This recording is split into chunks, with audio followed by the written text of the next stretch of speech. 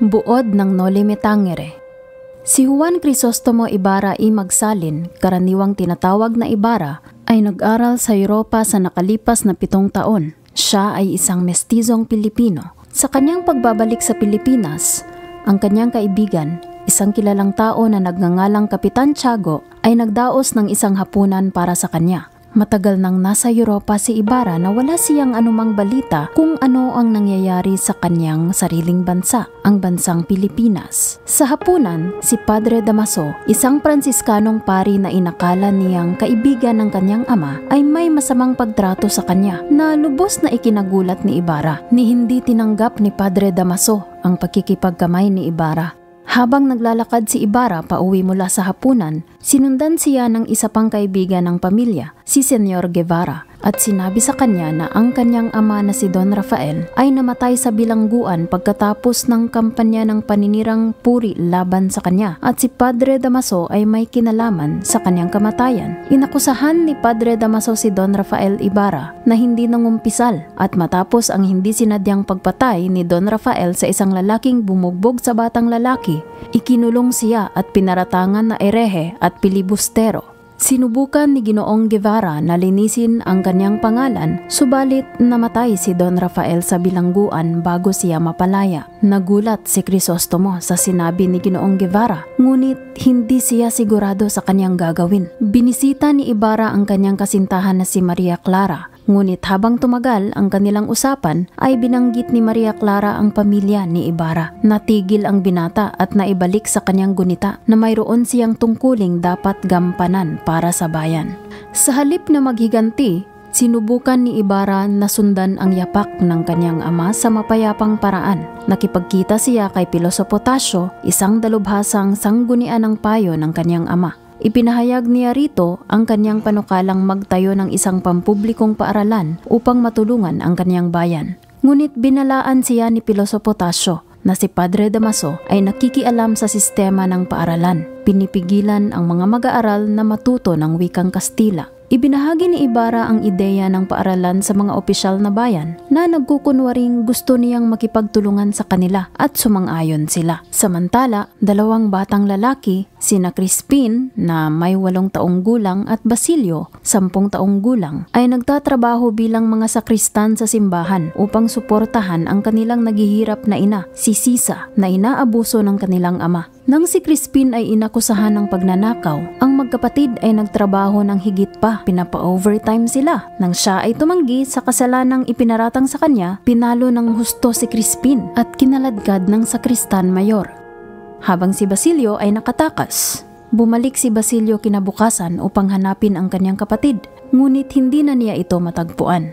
Hinahanap ni Sisa ang 2 niyang anak. Nawala ang kanyang katinuan habang naglilibot sa anumang sulok ng lugar para hanapin sila. Sa panahon ng kanyang kabaliwan ay pinagsamantalahan siya ng asawa ng alperes, si Doña Consolacion, isang babaeng Pilipino na nagpapanggap na Europea.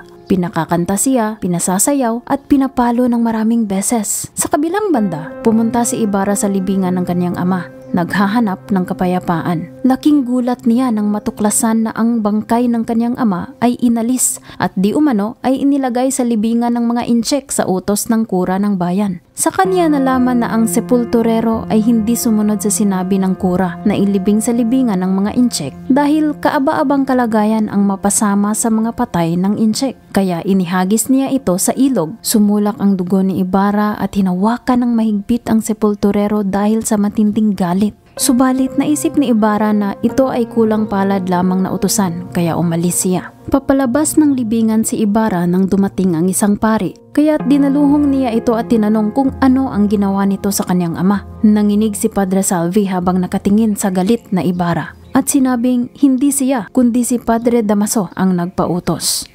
Namangka ang magkakaibigan, Maria Clara, Sinang, Victoria, Iday at iba pa kasama ng kani-kanilang mangingibig at kasama ng kanilang mga ina sa lawa upang magliwaliw at manghuli ng isda. Sa panahong ito, una nilang nakilala ang isang binatang piloto na si Elias na siyang lumusob sa tubig upang hulihin ang buwaya.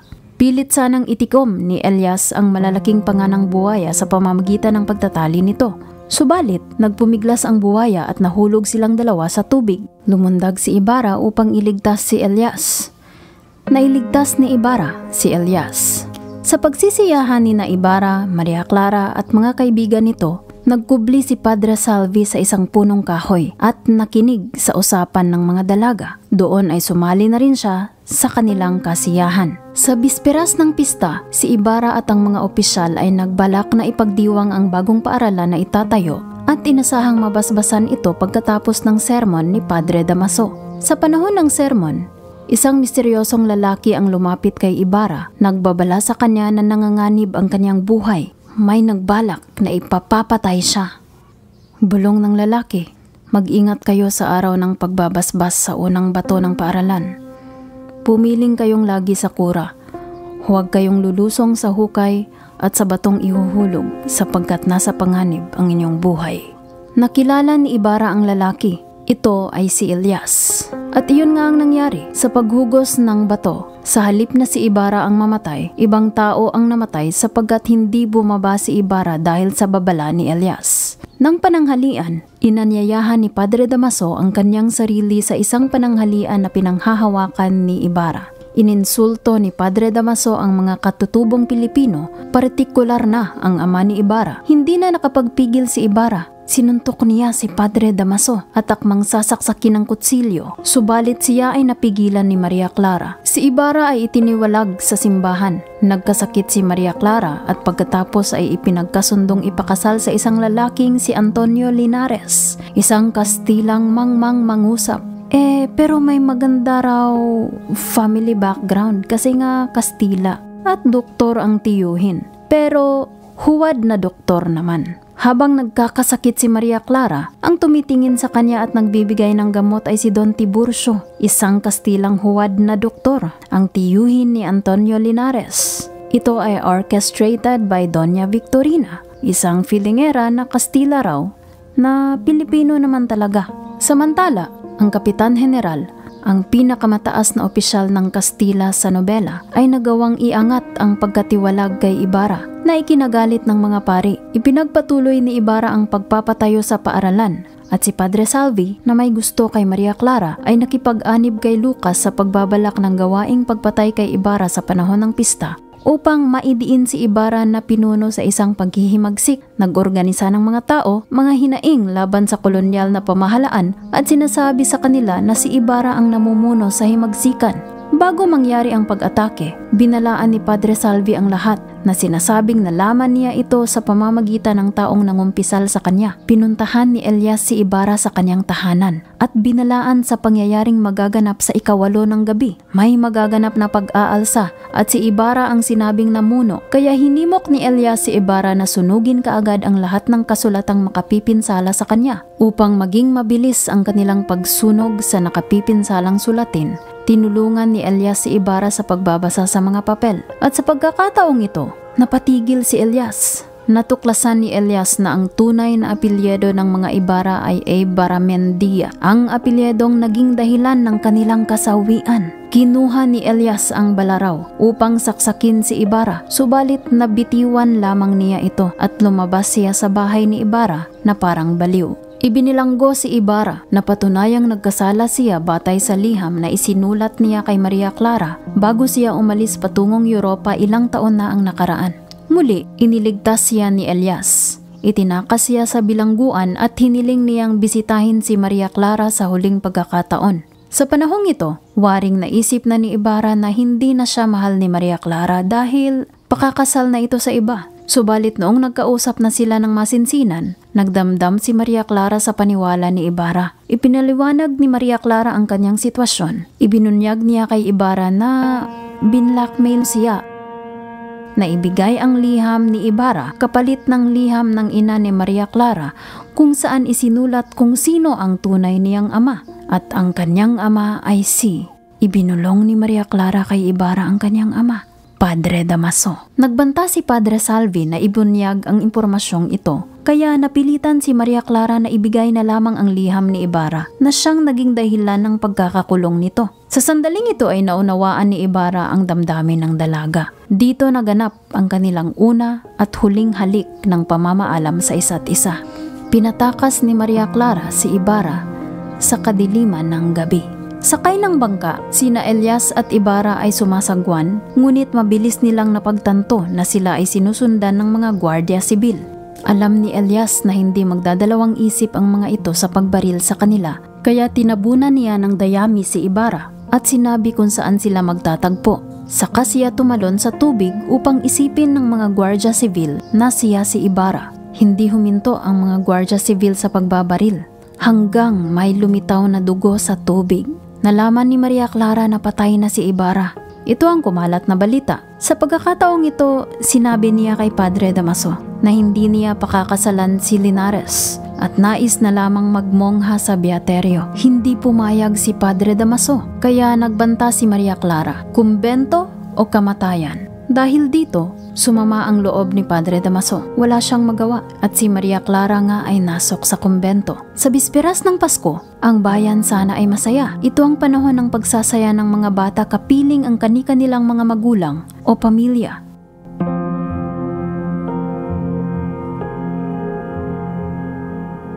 Bisperas ng Pasko, gabi.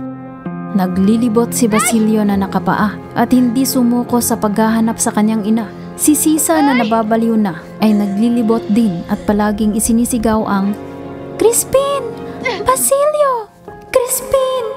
Basilio!" Puno ng pasa ang katawan ni Sisa dahil sa mga palong natamo mula kay Doña Consolacion. Hanggang sa natagpuan niya si Sisa. Nagkatagpo ang mag-ina. Dahil wala sa katinuan si Sisa, tumakbo siya at tumakas ulit, subalit sinikap ni Basilio na maabutan ang kanyang ina. Palaging isinisigaw ni Basilio ang "Inay, ako po ito, si Basilio!" At sa kanilang nakapapagod na paghahabulan, nakarating sila sa kagubatan ng mga Ibarra hanggang sa maabutan nga ni Basilio si Sisa at niyakap niya ito at pinaghahagkan. At sa ilang sandali ay hinimatay si Sisa. Bumalik ang liwanag sa nakalimot na gunita ni Sisa. Nakita niya ang duguang noo ni Basilio at nakilala niya ang kanyang anak. Niyakap niya ito at pinaghahagkan. Sa mga bisig ni Basilio, hapong-hapon na ang katawan ni Sisa. At sa mga ilang sandali, ito ay binawian ng buhay. Patay na ang kanyang ina. Tumangis ng tumangis si Basilio. Sa hating gabi ring iyon, Disyembre 25, Pasko, dumating ang isang duguang lalaki sa kagubatan ng mga Ibarra at hiniling si Basilio na ilibing ang lalaki kasama ang bangkay ng kanyang ina.